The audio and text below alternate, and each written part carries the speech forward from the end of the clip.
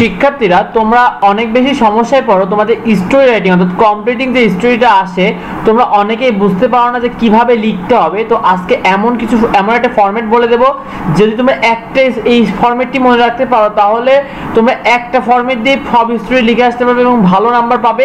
তো অবশ্যই ভিডিওটি সম্পূর্ণ দেখার অনুরোধ রইল।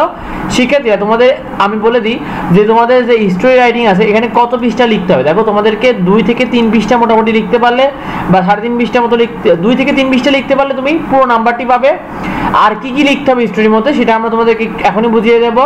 শিক্ষার্থীরা তোমাদের প্রশ্ন কেমন হয়, দেখো তোমাদের প্রশ্ন কেমন হয়, তোমাদের প্রশ্ন কিন্তু এরকমই থাকে, the following the beginning of a story and complete it your own words, অর্থাৎ তোমাকে নিজের ভাষায় ওইটাকে তোমার এই স্টোরিটা সম্পূর্ণ করতে হবে। এখানে দেখো 2 লাইন এভাবে দেওয়া থাকে, তারপর ডট ডট দেওয়া থাকে। তো স্টোরি লিখতে হবে তোমাকে প্রথমে কি লিখতে হবে শিক্ষার্থী, দেখো প্রথমে লিখতে হবে দ্য স্টোরি অফ, তোমাকে স্টোরির নাম দিতে হবে, অর্থাৎ যেই স্টোরি হোক সেটার নাম দিবে তুমি, অর্থাৎ যেটাই সম্পর্কে হোক সেটা। তোমার এখানে যেমন শেখ সাদী সম্পর্কে দেওয়া রয়েছে, তুমি এখানে শেখ সাদী বলে দিলে সমস্যা নেই, বা শেখ সাদী ওয়াজ এ গ্রেট পয়েট, ঠিক আছে, এইটুকু লিখে দিলেও কিন্তু স্টোরির নাম হয়ে যাবে। স্টোরির নাম কোনো ম্যাটার করে না শিক্ষার্থীরা, প্রথমে যে লাইন দেওয়া আছে সেগুলো লিখবে, যে লাইনগুলো দেওয়া রয়েছে তুমি কিন্তু সেই লাইনগুলোই লিখে ফেলবে, প্রথমে যে লাইনগুলো দেওয়া রয়েছে। তো এরপরে কি করবে, দেখো তোমার লাইনগুলো লেখা হয়ে যাওয়ার পরে তুমি করবে কি, এখান থেকে যেটা পারছো এইটা হুবহুই লিখে দিবে।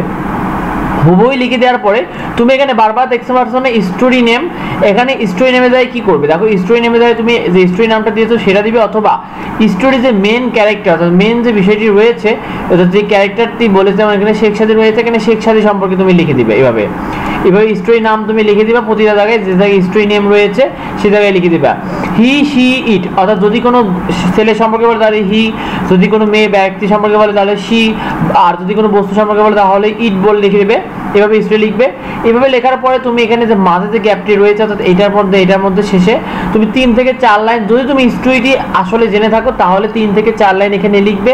আর যদি তুমি তোমার গল্পটি সম্পর্কে কোনো আইডিয়া না থাকে তাহলে তোমার লেখার দরকার নেই, তুমি এই লাইনটা লেখা হয়ে যাওয়ার পর সুইটেবল লেখার পর তুমি এই শেষেরটুকু লিখে দিয়ে তুমি কিন্তু শেষ করতে পারবে। এখানে দেখতে পাচ্ছ স্টোরি নাম দিতে হবে, এখানে হি শি ইট অর্থাৎ কি কোনটা রয়েছে সেটা এবং স্টোরি নেম।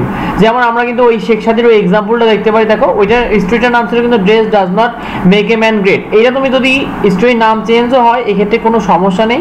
দেখতে পাচ্ছ আমরা প্রথমে যে নামগুলো রয়েছে সেই নামগুলো তাদের সম্পর্কে লিখেছি, যে লাইনটা ছিল সেই সাথে আমরা যদি 2-1টা সেন্টেন্স যদি জানি যদি ওই স্টোরি সম্পর্কে তাহলে সেই সম্পর্কে তোমরা লিখতে পারো। এরপরে দেখতে পাচ্ছ শুরু করেছি সেম ভাবে লেখার পরে এখানে দেখতে পাচ্ছ স্টোরি নেম ছিল সে জায়গায় আমরা শুধুমাত্র শেখ সাদীর নাম লিখে দিয়েছি, আর যেখানে হি শি ইট ছিল সেখানে কিন্তু হি শি ইট লিখে দিয়েছি। তাহলে কিন্তু মোটামুটি স্টোরিটি কমপ্লিট হয়ে যাবে এবং এভাবে লিখলে শিক্ষক তোমাদেরকে যথেষ্ট ভালো নাম্বার দিবে। অর্থাৎ তুমি 10-এর ভিতরে কমপক্ষে 8-9 পেয়ে যাবে। আর যাদের 15 নম্বর রয়েছে স্টোরি সেক্ষেত্রে কিন্তু তোমরা আশা করা যায় যে 11-12 নাম্বার খুব ইজিলি পেয়ে যাবে। তো ভিডিওটি এ পর্যন্তই, পরবর্তী আপডেটগুলো পেতে অবশ্যই আমার চ্যানেলটিকে সাবস্ক্রাইব করে রাখো। তোমাদের সবার জন্য অনেক অনেক শুভকামনা রইল। প্রতিটি সাবজেক্টে প্রতিটি বিষয় নিয়ে কিন্তু তোমরা গুরুত্বপূর্ণ ভিডিও পেয়ে যাবে, তাই অবশ্যই সাবস্ক্রাইব করে রাখো। দেখা হয় পরবর্তী ভিডিওতে। ধন্যবাদ সবাইকে।